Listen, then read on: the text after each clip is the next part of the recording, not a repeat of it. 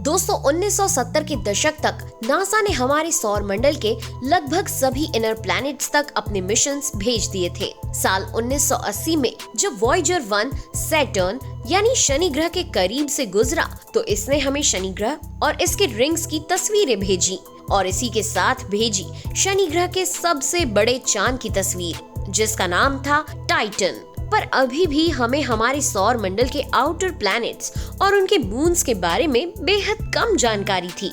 ऐसे में नासा ने ऐसे मिशन पर काम करना शुरू किया जो कि हमारे सौर मंडल के आउटर प्लैनेट्स के फ्लाई बाय को अंजाम देकर इनके बारे में जरूरी जानकारियां जुटा सके। इसलिए उन्होंने चुना सैटर्न को। तब तक सैटर्न पर केवल 3 ही मिशन हुए थे, वॉयेजर 1, वॉयेजर 2 और पायोनियर 11। 1977 और 1989 में हुए ये मिशन किसी बड़े रहस्य का उद्घाटन नहीं कर पाए थे। नासा ने सोचा कि क्यों न सैटर्न पर एक फुल स्ट्रेंथ मिशन करके देखा जाए। इस मिशन को करने के लिए नासा ने 2 साथियों का चुनाव किया। इनमें से एक थी यूरोपियन स्पेस एजेंसी और एक थी इटालियन स्पेस एजेंसी। इन दोनों के साथ मिलकर नासा ने इस मिशन को नाम दिया कैसिनी-हुयगेन्स मिशन। कैसिनी एक फ्रेंच एस्ट्रोनॉमर थे और हुयगेन्स एक डच एस्ट्रोनॉमर थे।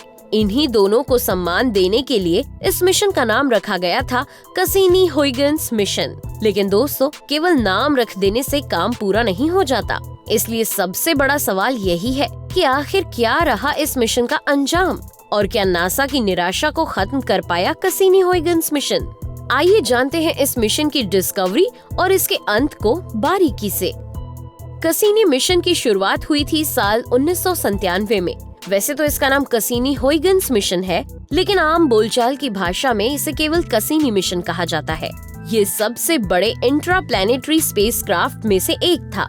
इसमें कैसिनी ऑर्बिटर लगभग 2125 किलोग्राम का था और लगभग 6.7 मीटर लंबा और 4 मीटर चौड़ा था। इसमें एक रडार को भी लगाया गया था।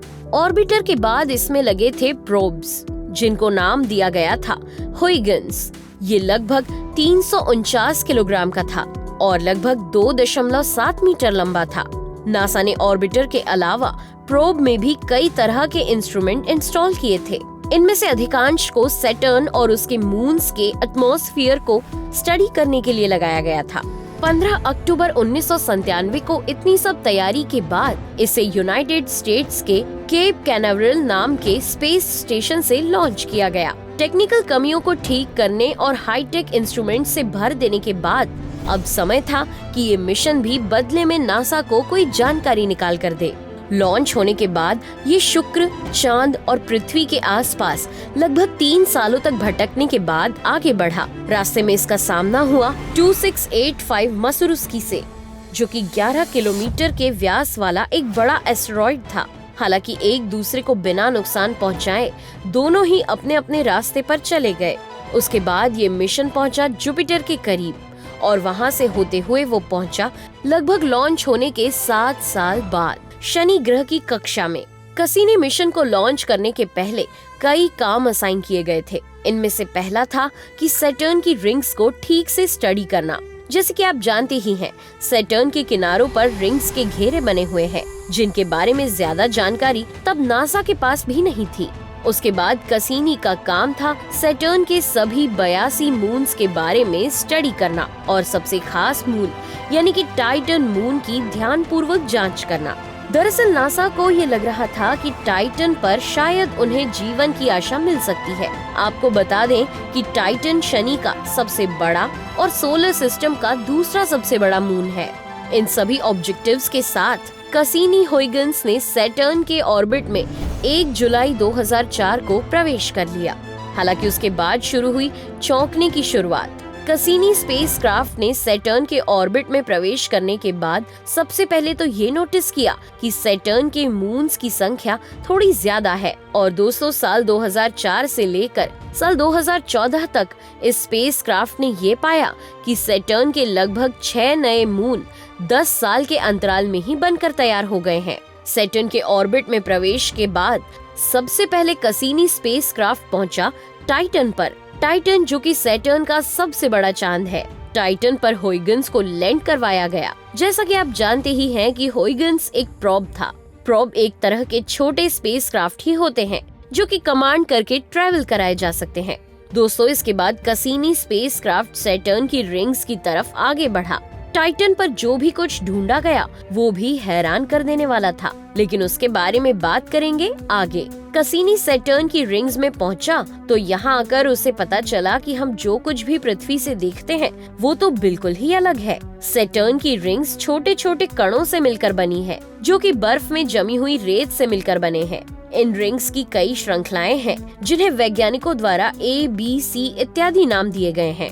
इन्हीं में से F और G के बीच ही रहकर कैसिनी स्पेसक्राफ्ट ने सबसे पहले तो सैटर्न का पूरा चक्कर लगाया। और दोस्तों, आप भी यही सोच रहे होंगे कि ये रिंग्स सैटर्न के आसपास क्यों घूमती रहती हैं? दरअसल पृथ्वी की तरह ही सैटर्न की मैग्नेटिक फील्ड काफी शक्तिशाली है। ये सभी रिंग्स जमी हुई रेत से बनी है, जिसमें हर पार्टिकल चार्ज्ड है, इसलिए ये सैटर्न के साथ ही घूमती भी है। रिंग्स के बीच में रहकर कैसिनी ने लगभग 4 महीनों में अपना चक्कर पूरा किया। ये करने के बाद कैसिनी स्पेसक्राफ्ट सैटर्न के सरफेस की तरफ आगे बढ़ गया। साल 2006 में ये पता चला कि सैटर्न पर पृथ्वी जैसे ही तूफान भी आते हैं। 2006 में आए एक तूफान में कैसिनी स्पेसक्राफ्ट ने पाया कि ये लगभग 8000 किलोमीटर दूरी कवर करने वाला तूफान था और सैटर्न के सरफेस पर इसकी स्पीड लगभग 560 किलोमीटर प्रति घंटे की थी। ये नासा के लिए हैरान करने वाला था, लेकिन ग्रेट स्टॉर्म ने नासा को इससे भी ज्यादा हैरान किया। ग्रेट स्टॉर्म सैटर्न के सरफेस पर हर 30 साल में आने वाला एक तूफान है। ये साल 2012 में आया था। इसके आने के कारण सैटर्न का तापमान लगभग 83 डिग्री सेल्सियस बढ़ गया था। ये इतना शक्तिशाली था कि इसके आने के कारण सैटर्न के पूरे एटमॉस्फेयर में एथिलीन गैस भर गई थी। ये सौर मंडल में नासा द्वारा रिकॉर्ड किया गया अपने तरह का इकलौता तूफान था, लेकिन ये रिकॉर्ड नहीं हो पाता अगर साल 2008 में इस मिशन को एक्सटेंड नहीं किया जाता। इसे साल 2008 में 2 सालों के लिए और फिर 2010 में 2 और सालों के लिए, ऐसे ही करते करते 2017 तक के लिए एक्सटेंड किया गया और साल 2017 में इसे अंततः खत्म कर दिया गया। अपने 20 सालों के कार्यकाल के दौरान इस मिशन ने कई जानकारियां जुटाई जो कि काफी हैरान करने वाली थी। लेकिन इसकी जुटाई सबसे बड़ी जानकारी क्या है? इसके लिए लौटना होगा हमें टाइटन की तरफ। साल 2020 कैसिनी-हुइगेन्स मिशन को खत्म हुए 3 साल बीत चुके हैं। कैसिनी का डाटा जांचा जा रहा था, तभी वैज्ञानिकों को कुछ ऐसा मिला जिसने उन्हें सन्न कर दिया। ये था टाइटन के सरफेस पर झीलों के निशान। टाइटन के बारे में बात चल रही थी कि ये पृथ्वी जैसा ही है क्योंकि इसके ऊपर मीथेन गैस है, लेकिन जब इन झीलों को देखा गया तब पता चला कि ये तो पूरी तरह से पृथ्वी की नकल है। ये झीलें लगभग 300 मीटर गहरी पाई गई हैं। पहले इन्हें सीज ऑफ टाइटन कहा गया, लेकिन बाद में इन्हें झील बता दिया गया।